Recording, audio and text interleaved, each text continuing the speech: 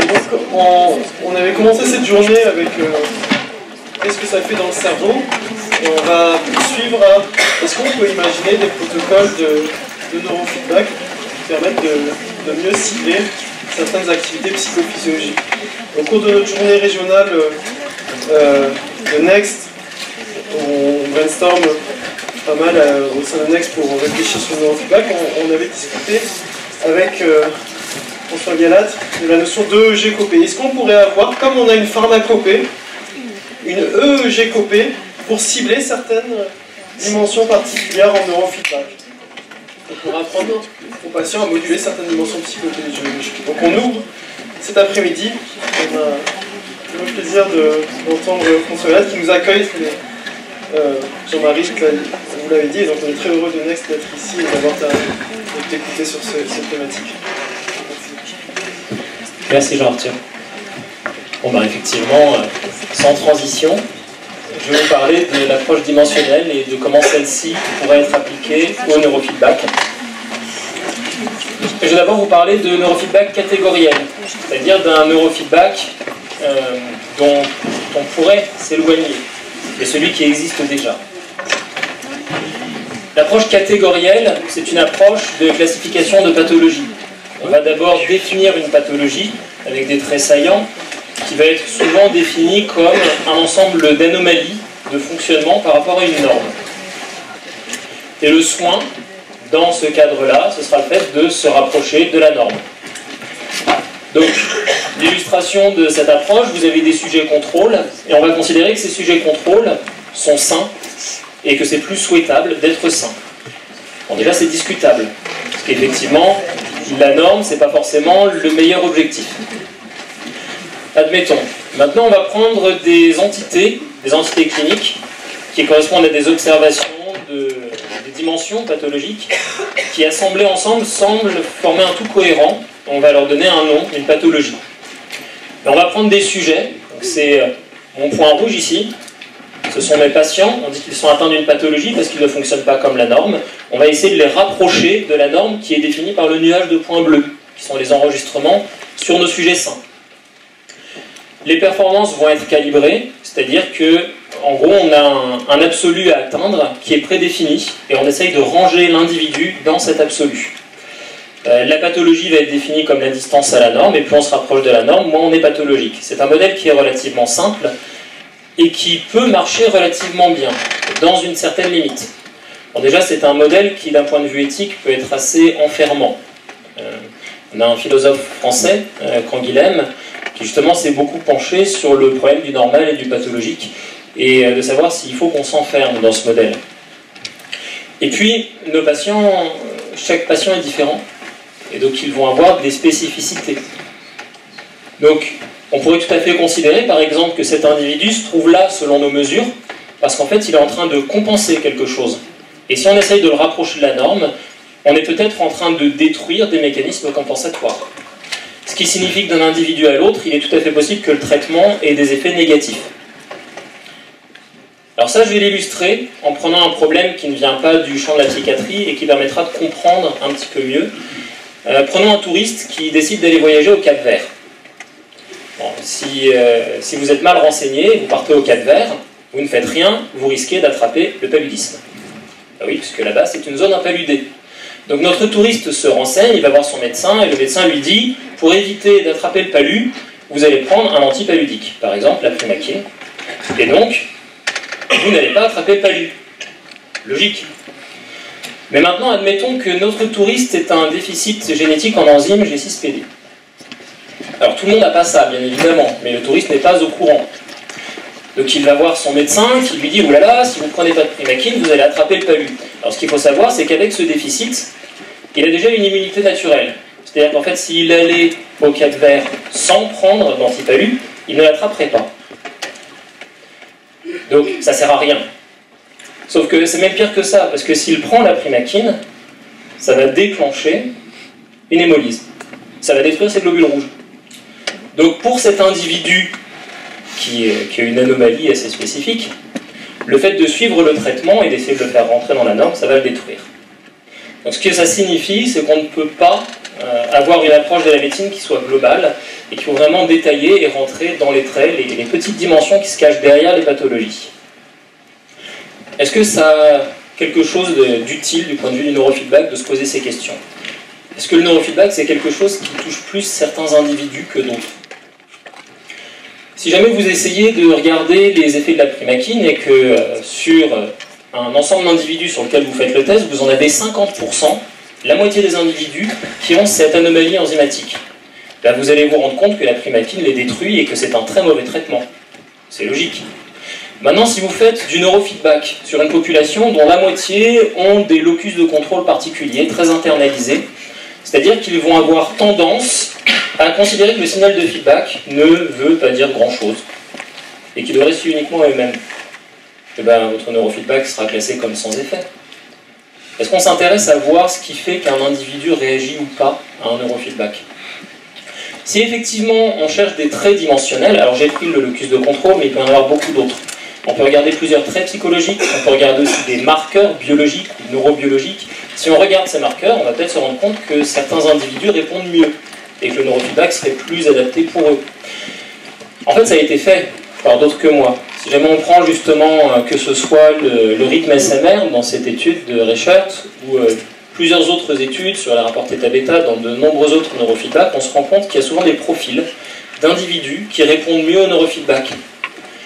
Et si on prend par exemple des individus qui ont une très forte anomalie dans le rythme sensorimoteur, ils vont généralement mieux bénéficier du neurofeedback que des individus qui ne l'ont pas. Et ça n'a pas forcément grand-chose à voir avec la pathologie dont ils sont atteints. Donc si on s'intéressait plus aux traits et moins aux pathologies pour créer nos groupes dans nos études, on aurait peut-être des effets un peu plus importants quand on fait nos mesures d'efficacité. Si on regarde la façon de classer les approches thérapeutiques autour du neurofeedback, on voit qu'il y a effectivement identifié des traits sur lesquels on intervient. J'ai repris ce tableau que je vais Arthur. Mais effectivement, ils sont toujours liés à des pathologies. Qu'est-ce qui se passe si on regarde ces traits en dehors des pathologies? Si on regarde quelque chose de plus transversal?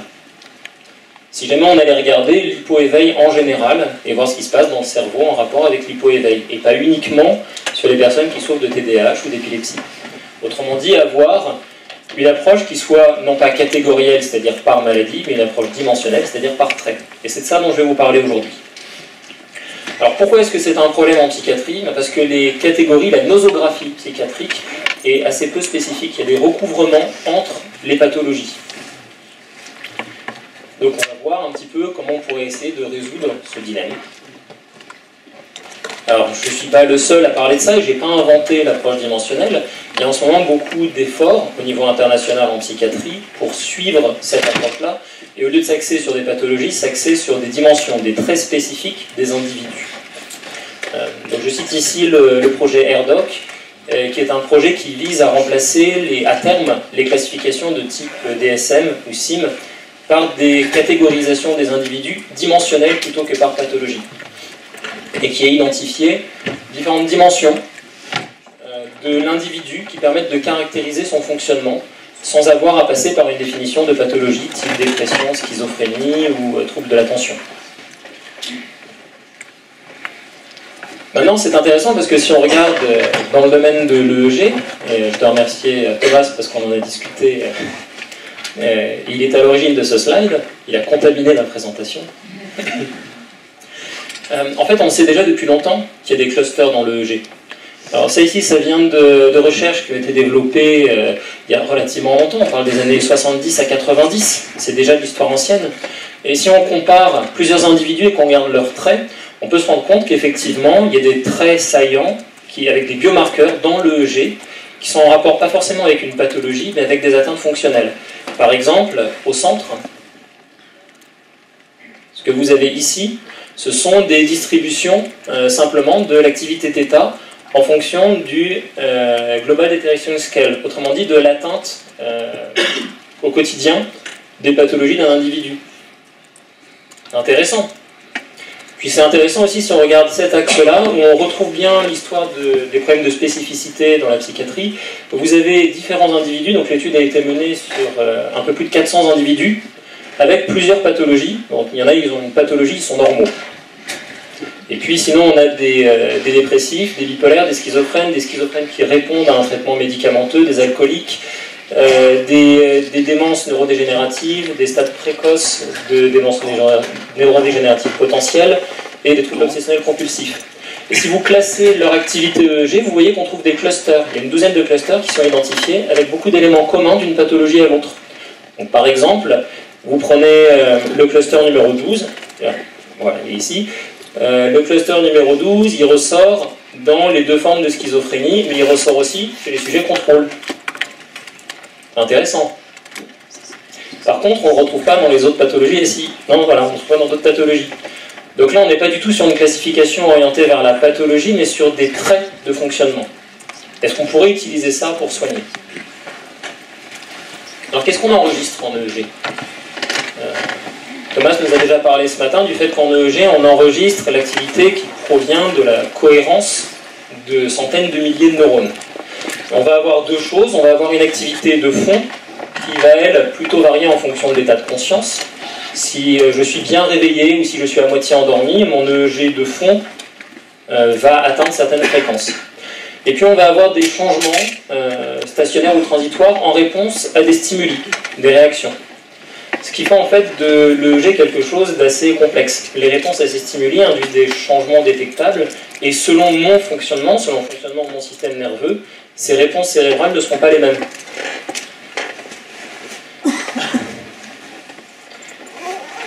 Donc je vais parler en fait de ces différents éléments, mais auparavant je dois vous introduire de ces éléments-là, c'est-à-dire des activités de fond et des changements stationnaires et transitoires, et voir comment on peut les organiser pour une approche de traitement.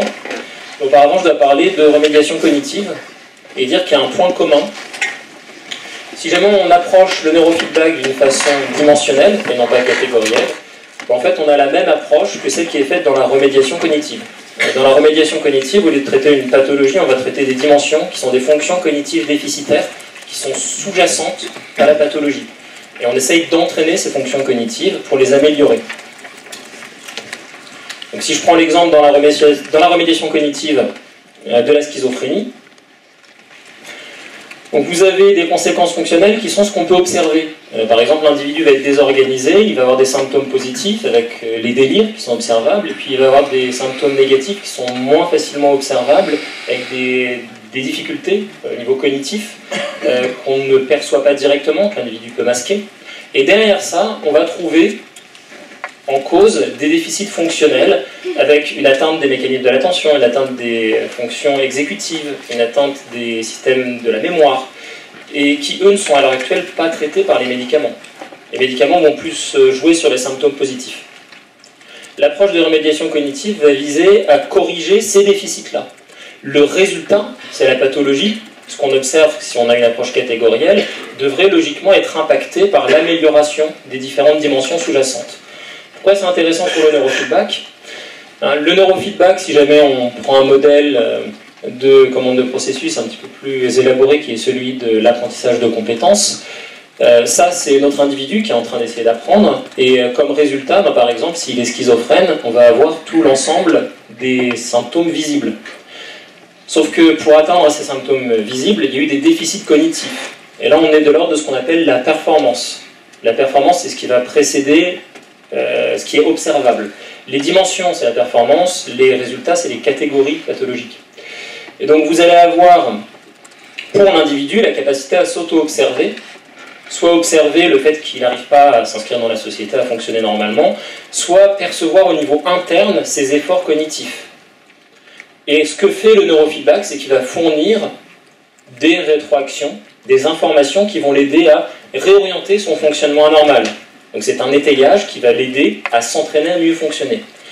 Si on prend la remédiation cognitive, on a des individus qui discutent avec notre patient pendant qu'il effectue des tâches neurocognitives relativement complexes qui lui fournissent un étayage. Ce matin, on a parlé de zone proximale de développement. On va aider l'individu pour mieux manager son stress, pour qu'il ait une meilleure performance. En fait, ces étayages vont être de l'ordre soit de rétroaction externe voilà, des rétroactions externes de résultats, c'est-à-dire qu'on lui dit vous avez réussi ou pas. En fait, on va beaucoup donner des rétroactions externes de résultats positives. On va encourager l'individu en lui disant de persévérer, alors qu'il va avoir tendance à baisser les bras. Et puis, le psychologue va éventuellement lui parler de ses mécanismes internes et de comment il pourrait mieux gérer. Et en fait, avec le neurofeedback, on parle de mécanismes internes à un très haut niveau, puisqu'on est directement sur le fonctionnement cérébral. Ce qu'un psychologue, quelle que soit sa finesse d'observation, ne sera pas capable de faire. Il n'est pas à l'intérieur de votre cerveau. D'où l'intérêt. En fait, le neurofeedback, c'est vraiment un outil parfait pour une approche dimensionnelle, parce que justement, on va aller attaquer ce qui se trouve dans le cerveau, en amont. Alors, si jamais on prend ce point de vue-là, en fait, on pourrait traiter n'importe quelle pathologie avec une approche dimensionnelle, ce qui signifie qu'en fait, on va chercher à développer des neurofeedbacks qui ciblent des dimensions, et pas des pathologies. Donc on va cibler par exemple les dimensions mémoire ou les dimensions attention. Et on va essayer d'améliorer l'attention ou d'améliorer la mémoire. D'ailleurs, si on parle d'améliorer, bien évidemment, on peut avoir l'idée d'améliorer les performances même chez des individus sains. J'en viens au cœur de mon propos. Jean-Arthur vous a fait baver en vous parlant d'une EEG-copée, alors il faut que je sois à la hauteur. Je vais vous parler de ce qui existe, de ce qu'on trouve déjà dans la littérature, qui est d'ailleurs relativement riche. Bon, j'ai parlé au départ de tout ce qui avait été fait en neurofeedback, avec les rapports d'état-d'état, les rythmes sensorimoteurs, il y en a d'autres. Je ne m'étendrai pas forcément énormément, mais ce sont des approches basées sur les rythmes de fond. Je vous ai dit que dans l'EEG, on avait les rythmes de fond liés à l'état de conscience et à des états, et qu'on va avoir des réponses à des stimuli, des réponses transitoires. Je parle d'abord de tout ce qui est en lien avec les états. Par exemple, on sait que le rapport θ-bêta, qui est relativement bien validé pour le neurofeedback dans les troubles déficitaires de l'attention et l'hyperactivité, peut être plutôt lié à l'éveil. Mais ça, l'éveil, c'est une dimension qui est vraiment transpathologique. Ça n'a pas forcément de lien avec le TDAH. Et d'ailleurs, c'est pas étonnant qu'on retrouve effectivement une efficacité aussi dans l'épilepsie. Alors, il manque effectivement quelque chose. Pour quelle raison est-ce qu'on approche le neurofeedback θ-bêta par le TDAH ou par l'épilepsie? Pourquoi est-ce qu'on ne s'intéresserait pas plutôt au fait de faire du neurofeedback θ-bêta chez les individus qui ont une anomalie de θ-bêta et qu'on regarde quelles conséquences fonctionnelles ça a pour eux? Ce qui serait une approche totalement différente. Mais effectivement, étant donné qu'on sait que les individus qui ont les rythmes les plus anormaux au départ bénéficient plus du traitement, ça ne paraît pas complètement injustifié. Quelle autre approche on pourrait avoir qui soit basée sur des traits? Là, ici, on est effectivement sur une étude, en fait plusieurs études même, qui regardent si on pourrait essayer de jouer avec des marqueurs en lien avec le contrôle inhibiteur et le vieillissement cérébral. Donc on va regarder par exemple le pic alpha. Et là, on ne va pas s'intéresser à des pathologies. On va essayer de voir si on pourrait intervenir sur le pic alpha et quelles conséquences ça pourrait avoir. Alors, on va avoir une variation du pic alpha. Juste, il manque effectivement chez les très jeunes le pic alpha qui est plus bas en fréquence, sur ma diapositive. Et donc, généralement, après arriver à l'âge adulte, on va avoir un ralentissement du pic alpha quand on vieillit et une diminution de son amplitude. Donc ce qu'ont tenté de faire certaines équipes, c'est de voir s'il était possible de l'entraîner. Et effectivement, ça répond relativement bien. On peut en fait jouer à la fois sur la fréquence et sur l'amplitude de ce pic alpha avec un neurofeedback. Quelles conséquences ça va avoir? Sur une étude qui est quand même relativement restreinte, puisqu'il y avait 6 ou 8 sujets, il me semble, on a une amélioration de la vitesse de traitement de l'information et des fonctions exécutives. Ça intéresse beaucoup de pathologies. Je vais passer sur quelque chose déjà d'un petit peu plus élaboré en termes de signaux. Il y a eu beaucoup de recherches en neurosciences cognitives sur ce qui s'appelle le liage perceptif, c'est-à-dire la capacité qu'a l'esprit humain à combiner des stimuli relativement complexes et en former un tout, une gestalt ou une représentation mentale cohérente. Et ce que le cerveau est capable de faire très rapidement. On s'est observé qu'il y avait un corrélat de cette activité lorsque nous avons plusieurs aires cérébrales qui dialoguent entre elles et qui établissent justement ce rapport entre des percepts qui sont disparates. Souvent, on observe une synchronisation dans la bande gamma aux alentours de 40 Hz. C'est-à-dire qu'on a des signaux relativement rapides qui se mettent à devenir cohérents. Thomas parlait de cohérence ce matin, il y a la cohérence locale, il y a aussi la cohérence à longue distance entre des aires cérébrales plus éloignées. Une autre approche qui a été testée, c'est de regarder si on pouvait essayer d'augmenter justement ces réactions gamma et voir si on pouvait induire du binding, induire du liage perceptif chez des individus. On leur fait faire des tâches de liage perceptif et en même temps on leur fait moduler leur synchronisation gamma. Alors ce qu'on observe, c'est que non seulement il y a un gain, mais en plus ce gain semble corréler avec un test d'intelligence, qui est un test voisin du QI classique, qui est le SPM de Raval. Donc là aussi, on est sur une dimension, le liage perceptif, qu'on retrouve dans de nombreuses pathologies.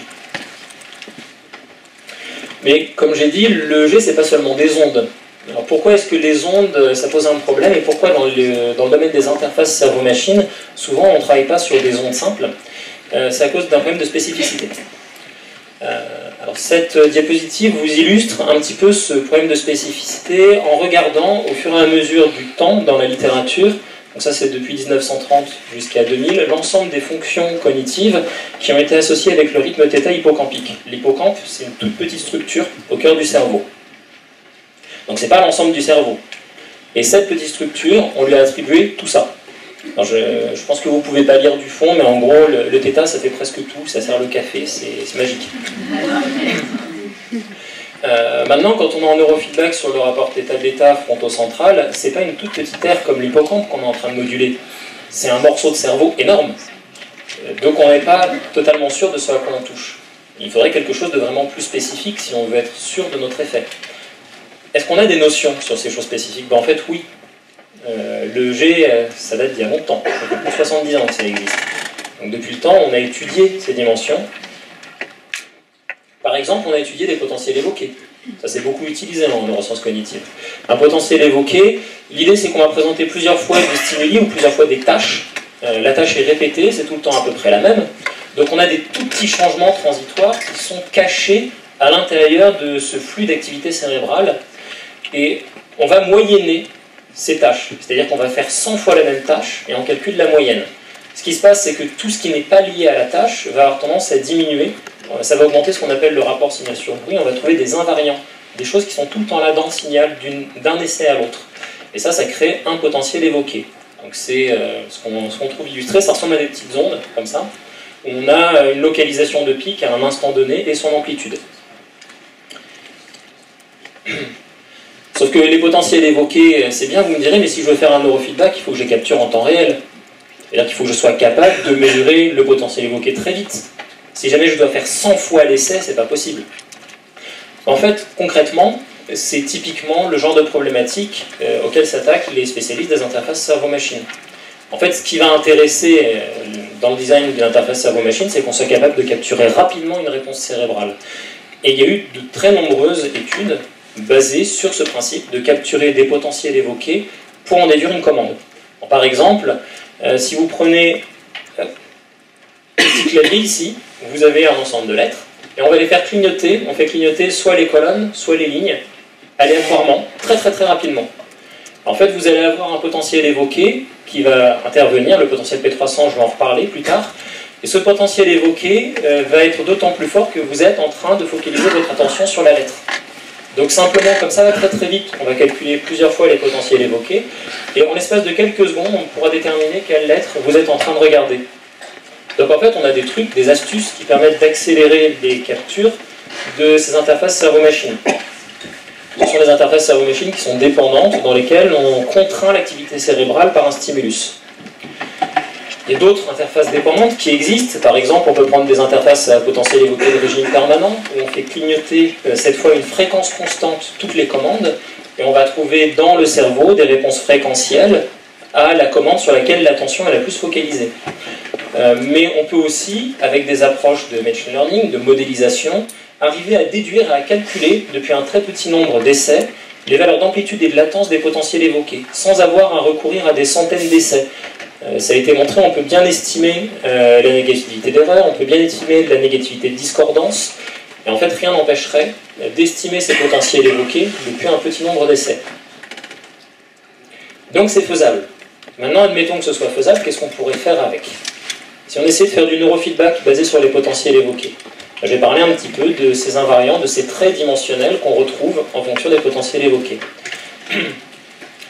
Alors ça vient d'une petite étude récente sur les acouphènes. Alors, je ne sais pas si vous connaissez un petit peu la problématique des acouphènes. Ce sont des gens qui entendent des sons dans leur oreille qui n'existent pas. La plupart du temps, ça vient d'un traumatisme au niveau du système auditif, mais ensuite il y a une adaptation du système nerveux. Très souvent, comme c'est dérangeant, les gens ont envie de faire disparaître l'acouphène, ils ne peuvent pas, ça les frustre, donc ça les dérange encore plus.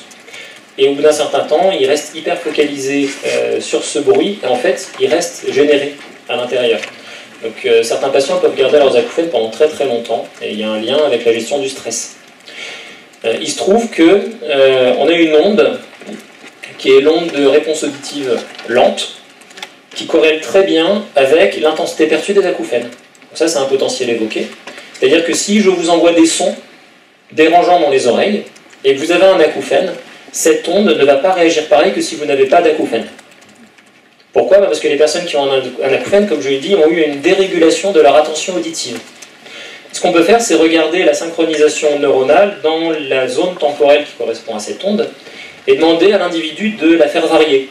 Donc là, c'est ce qu'on a ici, sur la manip qui a été tentée. On demande à l'individu de faire varier le niveau de synchronisation neuronale qui correspond en fait à cette onde. Donc autrement dit, on lui demande de faire varier son attention auditive. Ça, c'est la première session, et après 4 sessions, ça ressemble à ça. Alors vous ne voyez pas très bien, ici, il y a des pointillés qui correspondent à cette cible. Donc ça, c'est ce que l'individu est censé faire, c'est son entraînement. Il apprend à varier son attention auditive volontairement. Et au bout de 4 sessions, ils y parviennent. Ce qui est intéressant, c'est qu'au bout de 4 sessions, ils y parviennent, et bien évidemment, les symptômes d'acouphènes se mettent à diminuer. Alors ça, c'est une étude relativement limitée, sur une pathologie isolée. Mais encore une fois, on est sur un trait dimensionnel, on est sur l'attention auditive. Il n'y a pas que dans les acouphènes que l'attention auditive est impliquée. Et là, on est sur le fait de capturer quelque chose de très spécifique, puisqu'on capture une réponse avec un potentiel évoqué. Donc on sait un peu plus ce qu'on est en train de mesurer. Bon, de la même manière, on pourrait regarder les potentiels évoqués qui ont un lien avec les systèmes de la récompense. Par exemple, le potentiel positif lent va avoir un lien avec le système de la récompense et l'humeur. En particulier, en fait, c'est un potentiel évoqué qui se déclenche quand l'individu anticipe une récompense. Et il se trouve que ce potentiel évoqué corrèle avec plusieurs pathologies. Encore une fois, on est sur une dimension transversale. Donc si on prend par exemple les alcooliques, les schizophrènes, les individus en épisode dépressif majeur ou les bipolaires, ils vont avoir tendance à avoir une réponse très basse. Ce qui corrèle assez bien avec le fait qu'ils sont en anédonie. C'est-à-dire qu'ils ne vont pas trop percevoir de motivation à chercher une récompense. Par contre, si on prend les individus qui ont un problème d'hyperactivité, ils vont avoir tendance, eux, à être sur une sur-recherche de la nouveauté et de la stimulation, avec des mécanismes d'envie mal régulés, et on retrouve à nouveau la réponse. Donc, en modulant ce potentiel évoqué, est-ce qu'on pourrait changer la relation à la récompense ?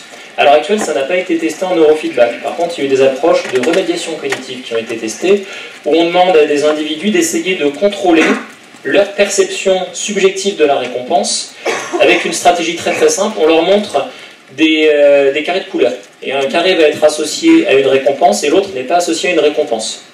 Et ce qu'on demande à l'individu simplement, c'est quand on leur montre les carrés, d'essayer de se focaliser soit sur le fait de penser qu'ils vont avoir une récompense et d'être contents, soit se focaliser sur la couleur du carré. Donc ils vont essayer volontairement d'influer sur leur système de la récompense et de l'activer ou de le désactiver. Et effectivement, en fonction du type de régulation qu'on leur donne, on voit le changement de l'individu, de la courbe en pointillé à la courbe pleine, ils vont changer leur potentiel évoqué. Et pourtant là, on était sur un feedback indirect. On ne leur a pas présenté leur potentiel évoqué. Donc qu'est-ce qu'on pourrait faire si on avait accès à ce signal ? La négativité d'erreur, Jean-Marie vous a parlé ce matin des difficultés qu'on peut avoir par rapport aux nombreuses fonctions cognitives qui sont atteintes dans la dépression. Si on essaye de faire du neurofeedback chez des patients dépressifs, un problème va être qu'ils ne sont pas tous capables de se remettre en cause et de tenir compte du signal. Effectivement, on peut le retrouver avec des marqueurs, on peut objectiver cette difficulté. La négativité d'erreur, c'est un signal qu'on retrouve qui correspond à l'organisation des comportements en milieu complexe. Alors, je vais vous traduire ça, parce que c'est un peu barbare. Vous avez deux systèmes qui sont impliqués dans toutes les tâches que vous effectuez dans la vie courante. Vous avez un système de récompense qui va vous motiver au niveau émotionnel à faire certaines tâches. Puis vous avez un contrôle cognitif avec de la planification des décisions. Et parfois vous vous plantez. C'est-à-dire que vous avez mal synchronisé vos deux systèmes. Donc vous avez fait quelque chose, vous pensiez que vous auriez une récompense, et en fait vous n'avez pas une récompense, vous êtes puni. Et ça, quand on va l'intégrer, on va avoir, quand on se trompe, c'est spécifiquement quand on se trompe, c'est pour ça qu'on parle de négativité d'erreur, si on intègre ces deux systèmes correctement, on observe une onde quand on a une réponse incorrecte qui marque « Ah, je me suis trompé, il faut que je m'en mette en cause ». Alors cette onde, par exemple, est relativement bien corrélée avec le fait d'avoir un bon contrôle cognitif, et chez les personnes qui ont un quotient intellectuel élevé et de bonnes performances, on va trouver une onde plus importante que dans la population moyenne. Par contre, on va avoir tendance à trouver une onde plus basse dans la dépression. Mais les études sont contradictoires. Parce que comme je l'ai dit, on s'intéresse à des catégories en psychiatrie. Donc on va prendre des individus dépressifs et on regarde leur ERN. En fait, il se trouve que parmi les dépressifs, il y a des dépressifs anxieux et des dépressifs moins anxieux, il y a des dépressifs majeurs, des dépressifs légers. Et en fonction de leur stade et de leur rapport à l'anxiété, on ne retrouve pas l'ERN. D'ailleurs, l'onde en question est très augmentée chez les personnes qui ont une hypervigilance cognitive, c'est-à-dire les personnes qui souffrent de troubles anxieux généralisés, de troubles obsessionnels compulsifs ou d'anxiété sociale. Quand je parle d'hypervigilance cognitive, ce sont des gens qui sont en permanence en train de revérifier s'ils sont en train de faire une bêtise. Donc ils ont un contrôle cognitif suractivé sur attention, je vais faire une bêtise. Ce qui n'a rien à voir avec d'autres systèmes d'anxiété, par exemple les phobies spécifiques, où là, la réaction n'est pas une hypervigilance cognitive, mais une hypervigilance somatosensorielle avec une augmentation de l'éveil. Et chez ces individus-là, qui ont une augmentation effectivement de l'éveil, il n'y a pas de réaction au niveau de l'ERN. Donc on a quelque chose ici qui est spécifique, qui est cognitif, qui est transversal à plusieurs pathologies. Et il n'y a pas eu de test en neurofeedback. Par contre, il y a eu des tests en remédiation cognitive, encore une fois. On peut essayer de rééduquer l'hypervigilance. Il y a une remédiation qui s'appelle ABM, dans laquelle on va demander à l'individu de stopper son hypervigilance volontairement. Et on se rend compte que suite à cette remédiation-là, on réduit l'amplitude de la négativité d'erreur chez les patients hypervigilants. Mais encore une fois, sans leur présenter. C'est un petit peu comme si on leur disait d'essayer de jouer aux fléchettes sans leur montrer la cible. Donc qu'est-ce qui nous empêcherait de leur montrer la cible et de voir si ça marche mieux? Je vais maintenant parler du degré au-dessus de complexité. Est-ce qu'on pourrait aller vers encore plus de précision et chercher des traits dimensionnels encore plus spécifiques en utilisant les approches de traitement de signal et de modélisation qui sont issues du champ des interfaces cerveau-machine? Alors je vous avais dit que l'EEG, il y avait du transitoire et puis il y avait des activités de fond. En fait, l'EEG, c'est même plus compliqué que ça. Alors, je vais essayer de faire vite, parce que je ne sais pas où j'y suis. Question timing. Oui. Merci. Alors, ici, on a l'EEG représenté dans le temps. Et l'EEG, c'est un petit peu comme une symphonie avec plusieurs instruments. Chaque instrument joue à une fréquence différente. Donc, Thomas vous parlait des différentes fréquences auxquelles les neurones s'organisent. Si vous regardez ici, vous voyez les basses fréquences, les moyennes fréquences et les hautes fréquences. C'est une carte temps fréquence. C'est-à-dire qu'ici, en ordonnée, on a les différents rythmes. Si vous voulez, dans une chorale, là on va avoir les basses, là on va avoir les ténors, et là on aura les sopranes. C'est les différentes voix. Ou dans un concert, ce sera différents instruments. Et ils ne chantent pas au même moment. Parce que sinon, ce n'est pas une polyphonie. Donc là, on va avoir quelqu'un qui chante dans le chœur des basses, et puis là, on a quelqu'un qui est dans le pupitre des ténors, qui vient de faire un solo. Alors ça, cette activité, vous voyez, c'est l'activité d'un canal EEG pris tout seul sur un seul essai. Il n'y a eu aucun Moyen-Âge, aucun traitement. Ça ressemble à ça, de l'EEG brut. Sauf que cet EEG brut, vous l'avez distribué sur plusieurs canaux simultanément.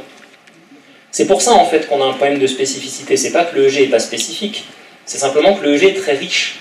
C'est-à-dire qu'il faut trier l'information, si on veut être plus précis. Et si on trie l'information, on aura accès à beaucoup de choses. Et c'est ce qui se fait dans le domaine des interfaces cerveau-machine. Et on peut effectivement essayer de construire des interfaces cerveau-machine cognitives. C'est-à-dire qu'avec nos capteurs, on extrait des descripteurs, Et avec un algorithme de translation, on va avoir un état, donc la dimension qu'on va chercher. Ça peut être n'importe quelle dimension, on pourrait chercher à mesurer, il peut s'agir de l'attention, il peut s'agir de l'encodage en mémoire, il peut s'agir de la récupération mémorielle, de la mémoire de travail. Il n'y a pas de limite en fait à ce qu'on pourrait faire. Et c'est un champ qui est en train de se développer à l'heure actuelle. Alors ça permettrait de faire du monitoring pour la télémédecine, et ça c'est l'indication qu'on trouve dans la plupart des articles qui parlent d'interface cerveau-machine cognitive, ce qui est un petit peu dommage, parce qu'en fait rien n'interdirait d'utiliser ça pour faire du neurofeedback. Et faire un neurofeedback qui soit le plus précis possible, le plus spécifique possible. Alors, je vais prendre l'exemple de la P300. Historiquement, la P300, ça a été un des premiers systèmes utilisés pour les interfaces cerveau-machine dépendantes. Je vous en ai parlé avec mon histoire de clavier. Alors, vous voyez quand même le gap temporel entre le moment où on a découvert l'effet de la P300 et le moment où on a commencé à construire des interfaces cerveau-machine avec. Et là, maintenant, on commence à se rendre compte qu'on pourrait avoir des applications. On a 30 ans d'écart. Bon. La recherche, c'est long. Donc, quand on prend un sujet et qu'on le présente face à des stimuli qui sont surprenants, ou quand on lui demande de se concentrer sur des stimuli, de trouver le stimulus anormal dans une suite, on va trouver cette onde de P300, et l'onde en question a tendance à évoluer de façon transversale, et quand je dis transversale, il y a énormément de pathologies, d'anomalies de fonctionnement cérébral qui corrèlent avec l'évolution de l'onde P300. Qu'est-ce que c'est cette onde? Ça correspond au fait que le cerveau traite les tâches de façon sérielle, les unes après les autres, et à un moment il a besoin de basculer sur autre chose. Quand on demande à un individu de guetter l'arrivée d'un stimulus et d'appuyer sur un bouton, quand le stimulus arrive, il doit arrêter de guetter pour passer à la tâche je vais appuyer sur le bouton. Donc ça veut dire qu'il va devoir inhiber tout ce qui dans son cortex est en cours de fonctionnement pour le rafraîchir et passer à une nouvelle tâche. C'est typiquement une tâche de flexibilité cognitive. Et effectivement, quand la flexibilité cognitive est atteinte, la onde P300 va avoir tendance à ralentir en latence, c'est-à-dire venir plus tard, à avoir une amplitude plus faible. C'est ce qu'on voit ici avec l'évolution de l'onde P300 en fonction de l'atteinte dans les maladies neurodégénératives. Mais on trouve ça dans le vieillissement cérébral, on trouve ça dans les démences neurodégénératives, mais on trouve ça aussi dans l'alcoolisme, la schizophrénie, les troubles bipolaires et le TDAH, à chaque fois corrélés avec les baisses de flexibilité cognitive. Alors, je marque ici l'histoire de l'impulsivité. Il y a un lien entre l'amplitude et l'impulsivité. L'amplitude de la P300 corrèle très bien avec la dimension impulsivité qui aussi est transpathologie. Et potentiellement pourrait avoir un lien avec le QI, c'est-à-dire qu'en fait certains essais ont montré une corrélation entre l'amplitude de la P300 et le test de QI, mais quand on faisait des sous-clusters pour vérifier précisément l'impulsivité, c'est l'impulsivité qui ressortait. C'est-à-dire qu'en fait les gens étaient trop impulsifs et répondaient mal, alors qu'en fait leur QI était préservé.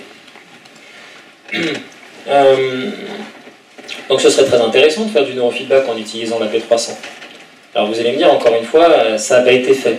C'est dommage, parce que depuis tout à l'heure, je vous parle de choses qui seraient super intéressantes et qu'on ne fait pas. Pourquoi on ne les fait pas? Parce qu'il nous manquait les technologies adéquates en termes de traitement de signal, de modélisation, et que le champ des interfaces cerveau-machine n'était pas assez mature. Mais ça tombe très bien, parce que la personne qui va parler juste après moi va vous parler de développer du neurofeedback pour la P300. Alors attendez, j'ai pas fini. Ne vous débarrassez pas de moi tout de suite. J'ai encore 2 semaines. 4. Voilà. On a le même rapport avec d'autres interfaces cerveau-machine. Par exemple, si on prend les mesures de potentiel évoqué de régime permanent, si je prends mon histoire de clavier avec des éléments qui clignotent à différentes fréquences, on arrive à très très bien détecter sur laquelle de ces touches l'attention est portée en regardant les fréquences de clignotement. En fait, les potentiels évoqués de régime permanent, c'est un très bon corrélat de l'attention visuelle spatiale. Si jamais je présente 2 systèmes clignotants en face de l'œil droit et de l'œil gauche, et que je demande à l'individu de basculer son attention spatiale sur l'une ou l'autre, on va trouver dans son cerveau des réponses qui évoluent dans l'hémichon droit ou l'hémichon gauche, en fonction de là où il place son attention. On peut donc détecter en temps réel auquel des 2 stimulus le sujet place son attention. Donc prenez une personne dont les systèmes attentionnels sont endommagés, vous avez un corrélat direct de leur attention. Et quand je parle d'attention, ici je ne parle pas d'éveil ou de vigilance, je parle bien de l'attention soutenue, maintenue, donc de mécanismes cognitifs de haut niveau. Ces réponses, Steady State Visually Evoked Potential, ont l'avantage aussi de pouvoir être utilisées comme marqueurs. C'est-à-dire que quand on fait clignoter un stimulus, par exemple émotionnel, les cartes topographiques à la fréquence de stimulation vont corréler avec la valence de l'émotion. Donc on a ici un corrélat qui est très très fin de la valence émotionnelle, et on est sûr que ce qu'on mesure, c'est bien de la valence émotionnelle et pas de la valence plus quelque chose d'autre.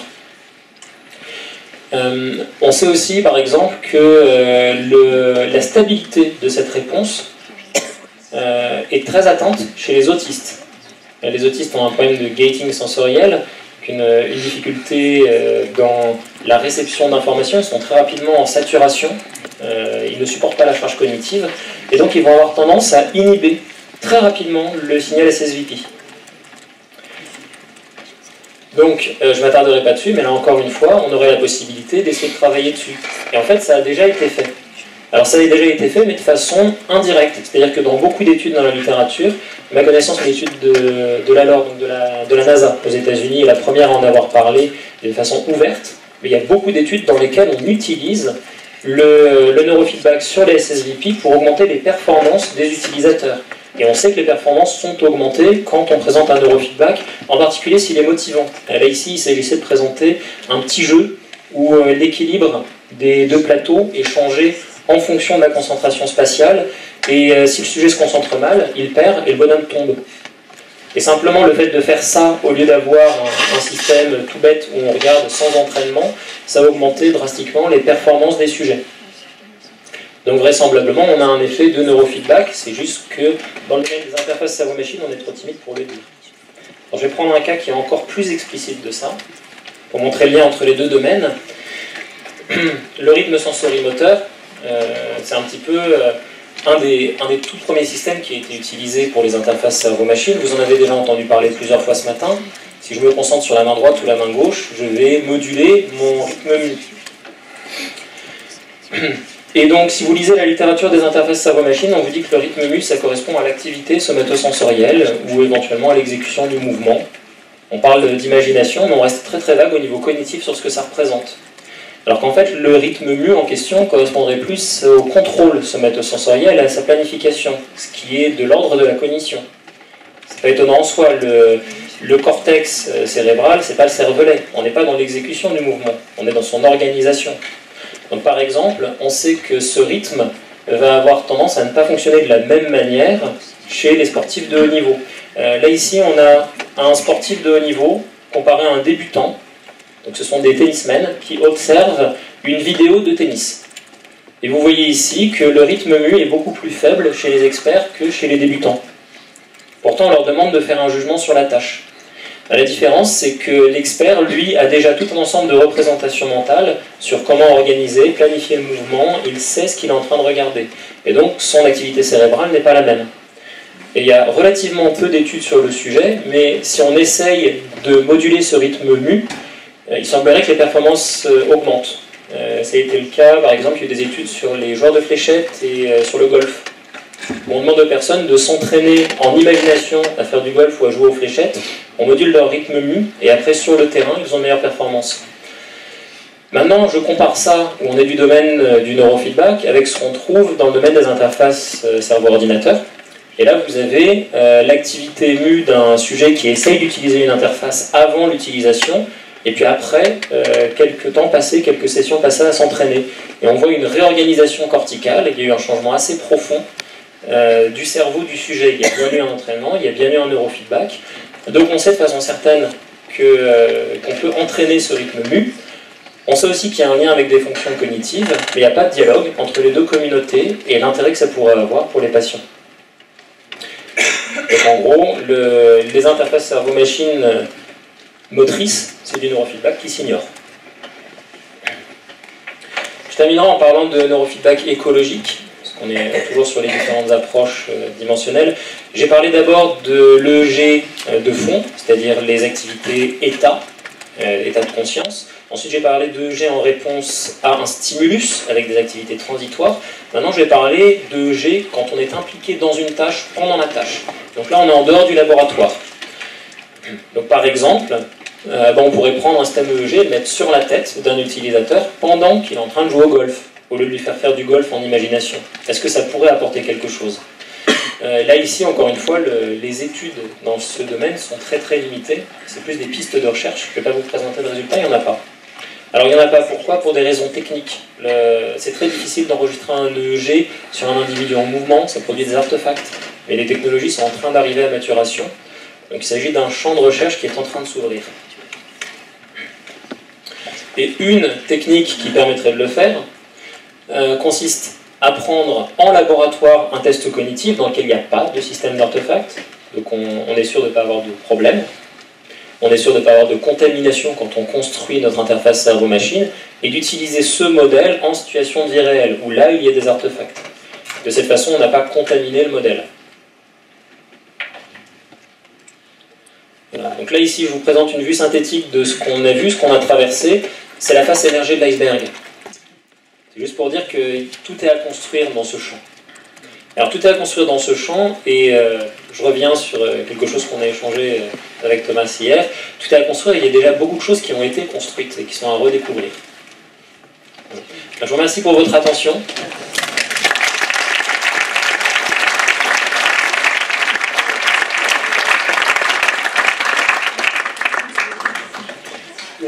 Merci beaucoup, Soir. Rares sont les présentations où on se sent plus intelligent pendant et après.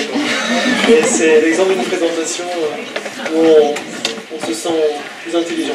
Est-ce qu'il y a des questions?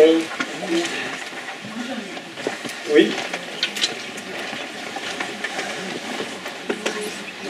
Bonjour, déjà je voulais vous remercier pour votre présentation. Je voulais savoir, s'il vous plaît, concernant l'anomalie de bipolaire, est-ce que vous avez quand même étudié l'effet d'un sujet qui a le bipolaire par rapport au néophyte quand il prend le médicament et sans le médicament?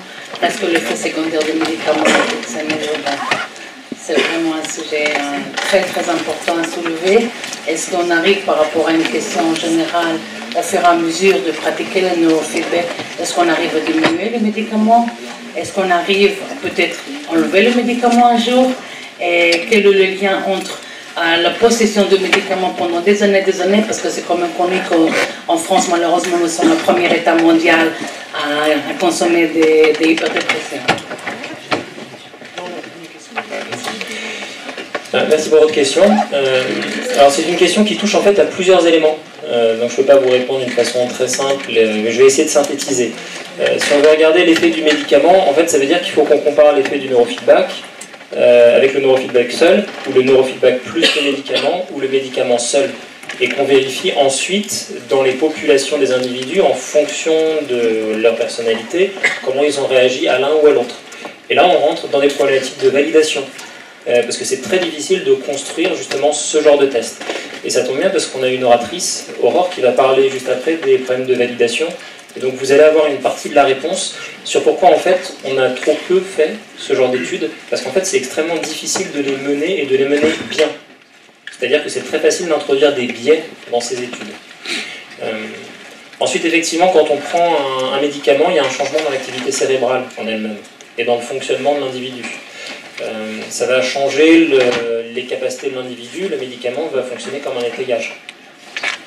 Donc je ne m'avancerai pas trop pour y répondre, mais si on prend par exemple la combinaison des médicaments et des psychothérapies, il y a plusieurs études qui vont montrer que les médicaments vont aider dans la psychothérapie en rendant accessible une thérapie qui ne l'était pas, et vont permettre ensuite de réduire les doses de médicaments. C'est-à-dire que les deux peuvent avoir une interaction vertueuse. Mais c'est difficile à démontrer, que ce soit pour les psychothérapies ou pour le neurofeedback. Je laisserai Aurore répondre plus en détail sur ça. Merci pour cette présentation. Moi j'avais une petite question sur l'utilité de la magnétoencéphalographie pour le neurofeedback. Est-ce que ça pourrait apporter quelque chose? Est-ce que ça existe déjà dans la littérature? Je ne crois pas, mais est-ce que ça pourrait apporter quelque chose en termes de réseau dont on sait qu'ils sont peut-être différents en magnétoencéphalographie? Merci. Alors, je dois préciser que j'ai triché, parce que ce que vous avez ici, c'est un résultat de MEG. Donc, ça répond en partie à votre question. Maintenant, la magnétoencéphalographie, l'EEG, l'IRM fonctionnel, toutes les techniques d'imagerie cérébrale ont leurs spécificités et leurs intérêts. Ce qui est en commun entre la MEG et l'EEG, c'est une très bonne résolution temporelle, ce qui est très intéressant pour la cognition. Donc, a priori, oui. Par exemple, la B300 en magnétoencéphalographie, c'est assez difficile à identifier parce que probablement que les réseaux sont distribués.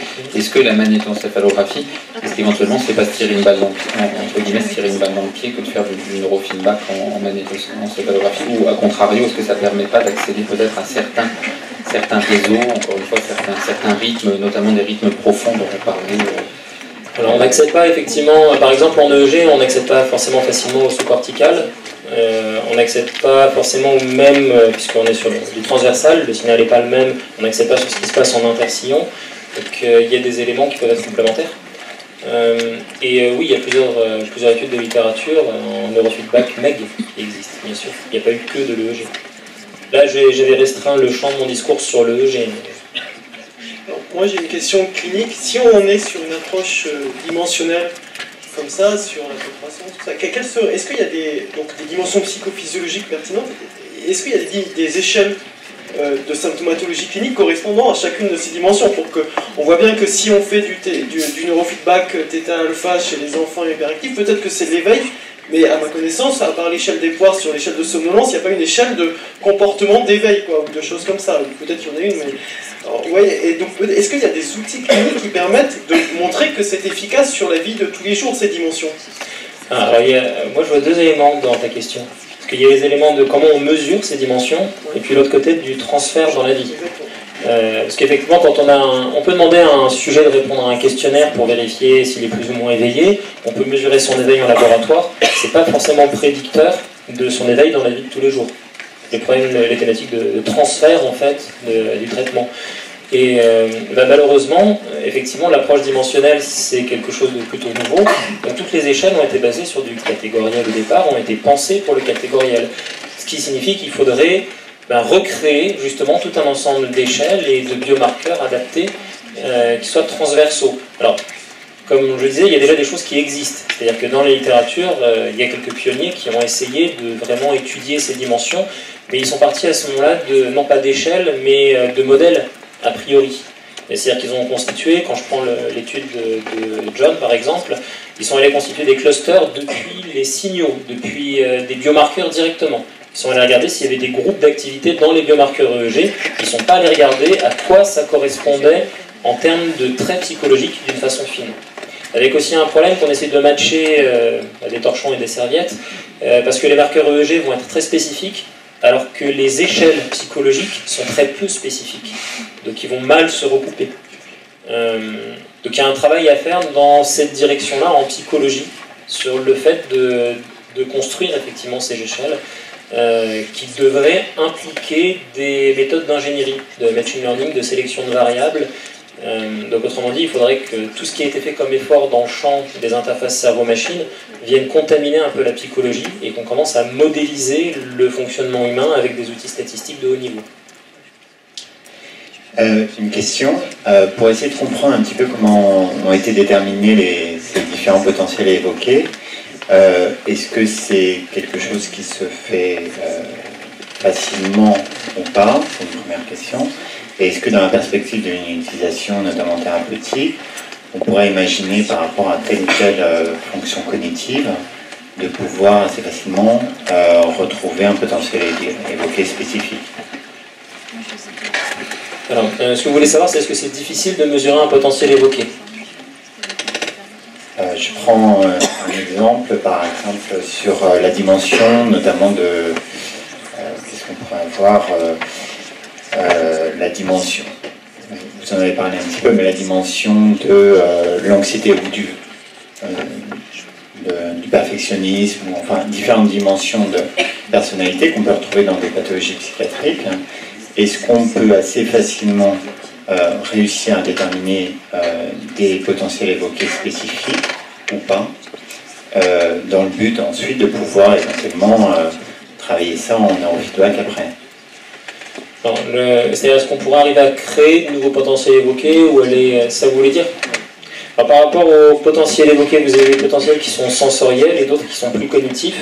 Et on en a déjà identifié un certain nombre. Ce qui manque comme identification, c'est de faire le lien entre ces potentiels évoqués et les dimensions en question. Ce que je disais, c'est par exemple, on va aller étudier, quand je prends, parce que là vous parliez de l'anxiété. Là ici, on a un potentiel évoqué qui corrèle avec l'hypervigilance cognitive. En fait, ce qu'il faut savoir, c'est que dans les études en question, on ne va pas forcément avoir une étude qui va porter sur l'ensemble des sujets de la planète, quelle que soit leur pathologie, et regarder leur ERN en fonction de l'anxiété. On va trouver une étude sur les TOC et la négativité d'erreur, une étude sur les troubles anxieux et la négativité d'erreur. Et après, les méta-études vont conclure sur le fait que ça vient probablement de l'anxiété. Et pour le valider, il faudrait des études de cohorte sur ces marqueurs. Et là, effectivement, c'est pas forcément trivial. Maintenant, en se basant dessus, si jamais on se base sur ce qui existe dans la littérature, c'est pour ça que je vous disais, en fait, c'est pas si trivial que ça. Hein. Trouver un lien entre une dimension et des marqueurs, il faut des quantités de mesures, et c'est un travail qui a été fait que partiellement. Mais une fois qu'on a ces marqueurs, enregistrer une négativité d'erreur, c'est pas très compliqué comme protocole. Ce qui est dur, c'est de le faire en temps réel. Là, effectivement, il faut un peu de technologie, mais... Oui, si j'avais compris votre question, c'est qu'en plus, il n'y a pas eu de recherche systématique pour essayer de faire une GCOP, un atlas de GCOP de l'ensemble des fonctions cognitives. Je crois que voilà, le problème, c'est que très empirique comment ça a été trouvé. Exactement. Là, la P300, la négativité, on trouve que ça fait différentes dimensions, mais il n'y a pas de recherche systématique. En fait, on ne les a pas développées dans cet axe-là. La plupart des recherches ont été faites avec un point de vue catégoriel. Donc il faut basculer sur un point de vue dimensionnel, et donc du coup, il faut éplucher dans la recherche à arriver à trier le bon grain de livret. L'information est là, mais elle est mélangée. Et vous pensez que c'est possible, en tout cas, de faire là où l'approche dimensionnelle est de plus en plus effectivement mise en avant, que ça serait possible d'envisager un travail futur? Alors non seulement je pense que c'est possible, mais je pense que c'est dommage qu'on ne le fasse pas.